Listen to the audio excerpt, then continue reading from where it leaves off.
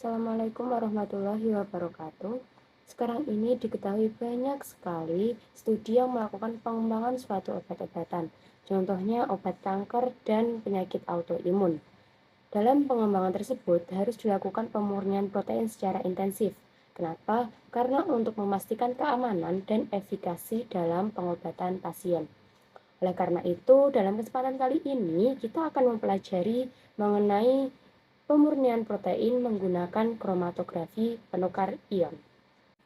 Sebelumnya, izinkan kami memperkenalkan diri. Kami dari kelompok 6 yang beranggotakan Novi dengan NIM 4, Salsa dengan NIM 16, Marcel dengan NIM 28, Dimas dengan NIM 36, Alfi dengan NIM 44, dan Bisma dengan NIM 56.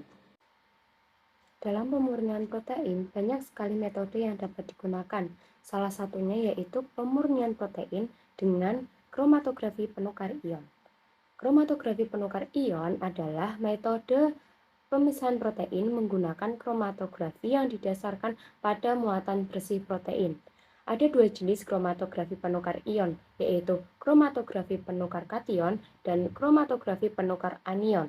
Pada nilai pH buffer di atas titik isoelektrik, protein akan bermuatan negatif atau anionik, sedangkan pada nilai pH di bawah titik isoelektrik, protein akan bermuatan positif atau kationik. Nah, sedangkan titik isoelektrik merupakan titik di mana pH suatu molekul itu bermuatan bersih atau bermuatan nol. Nah, jadi jika protein tersebut berada di atas pH titik isoelektrik tersebut, maka protein tersebut akan bermuatan negatif atau anionik. Tetapi jika pH protein tersebut di bawah pH titik isoelektrik, maka protein tersebut akan bermuatan positif atau kationik.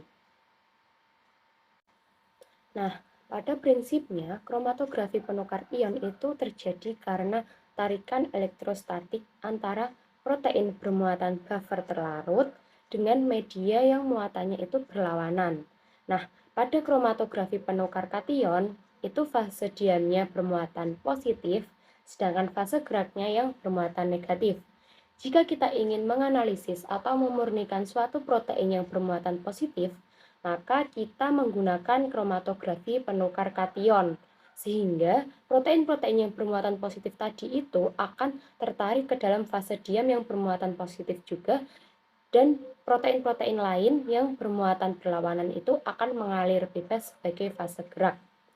Nah, sedangkan pada kromatografi penukar anion, itu fase diamnya bermuatan negatif, tetapi fase geraknya yang bermuatan positif. Jika kita ingin menganalisis atau memurnikan suatu protein yang bermuatan negatif, maka kita menggunakan kromatografi penukar anion. Sehingga protein-protein tadi yang bermuatan negatif itu akan tertarik ke dalam fase diam yang bermuatan negatif juga. Sedangkan protein-protein lain yang bermuatan positif atau bermuatan berlawanan itu akan mengalir bebas sebagai fase gerak.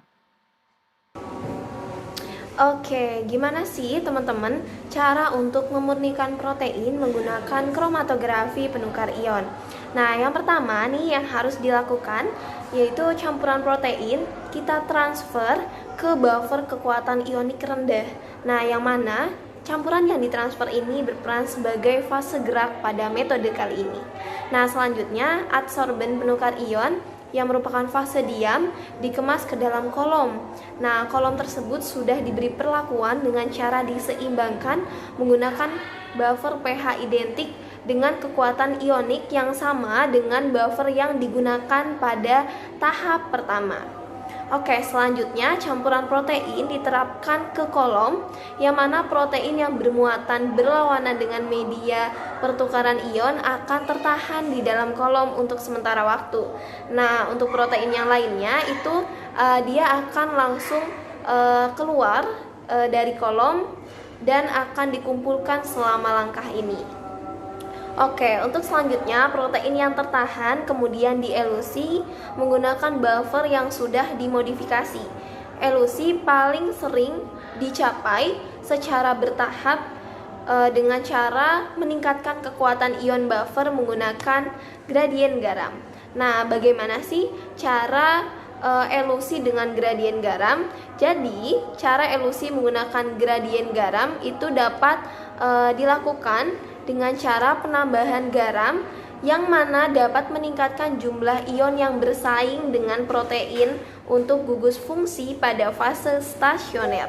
Nah, protein akan menghabiskan lebih banyak waktu dalam larutan.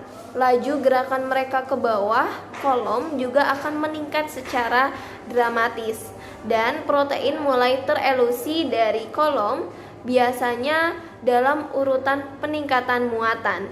Nah, sebagian besar protein dapat dielusi pada konsentrasi NaCl kurang dari 1 molar. Oke teman-teman, ini merupakan gambar yang bisa teman-teman lihat, yang mana gambar tersebut menjelaskan tentang proses elusi dengan menggunakan gradien garam. Nah, seperti yang sudah saya sampaikan sebelumnya nih, nah elusi menggunakan gradien garam itu akan mempercepat proses elusi dari protein. Nah, kenapa sih? Karena gugus fungsi stasioner yang ada pada kolom tersebut yang awalnya ditempeli oleh protein yang memiliki muatan berlawanan dengan kolom itu akan ditempeli pula oleh ion-ion garam yang bersaing dengan protein tersebut. Nah, jika gugus fungsi tersebut terlebih dahulu ditempeli oleh ion-ion garam yang memiliki muatan berlawanan, tentunya protein bebas itu akan semakin banyak jumlahnya. Nah, protein-protein tersebut kemudian akan dielusi lebih cepat untuk keluar dari kolom. Nah, seperti itulah mekanisme elusi menggunakan gradien garam pada metode pemurnian protein menggunakan kromatografi penukar ion. Oke, selanjutnya adalah keuntungan dari metode kromatografi penukar ion. Metode ini memiliki beberapa manfaat. Yang pertama, metode ini sangatlah ampuh sehingga dapat memisahkan hampir seluruh partikel atau molekul yang bermuatan. Selanjutnya, memiliki reaksinya awet sehingga memiliki penggunaan jangka yang lebih panjang, memiliki perawatan yang murah. Selain itu, metode ini dapat memisahkan ion anorganik. Seperti itu. Kalian tahu gak sih apa aja kekurangan menggunakan kromatografi? Yuk kita simak bareng-bareng. Yang pertama, larutan ionik seringkali bersifat korosif. Yang kedua, resin mempunyai kejenuhan tertentu. Yang ketiga, beberapa larutan ionik mengabsorpsi pada panjang gelombang UV tetapi membatasi deteksi UV. Yang keempat, bahan berdasar silika terbatas pada pH di bawah 7,5, dan yang terakhir, hanya dapat dilakukan pada sampel yang memiliki sifat polar. Selanjutnya itu ada pengaplikasian kromatografi penukar ion. Yang pertama yaitu untuk pemisahan asam amino atau enzim-enzim, di mana pengaplikasian ini sering dilakukan dalam penelitian kimia dan biokimia. Yang kedua yaitu untuk tujuan pemurnian air minum, di mana aplikasi tersebut dilakukan dengan deionisasi lengkap air atau pelarut non-elektrolit dilakukan dengan bertukar kation terlarut untuk ion hidrogen dan anion terlarut untuk ion hidroksil. Dan yang terakhir yaitu ada pemisahan protein dari makanan, misalnya untuk menyelidiki efek dari komponen makanan individu pada kesehatan. Nah, akhirnya kita sampai nih di kesimpulan. Jadi, kromatografi pertukaran ion atau ion exchange kromatografi merupakan kromatografi yang sangat potensial untuk digunakan dalam proses purifikasi dan mudah dipakai dalam peningkatan skala produksi atau scale up. Kromatografi pertukaran ion dapat digunakan dalam suatu kondisi tertentu, di mana kontaminan produk yang dialirkan melalui kolom dapat terikat dan diabsorpsi oleh matrik, sedangkan protein yang dikehendaki dapat terikat. Aplikasi kromatografi penukar ion untuk tujuan pemurnian air minum dalam bidang penelitian kimia dan biokimia.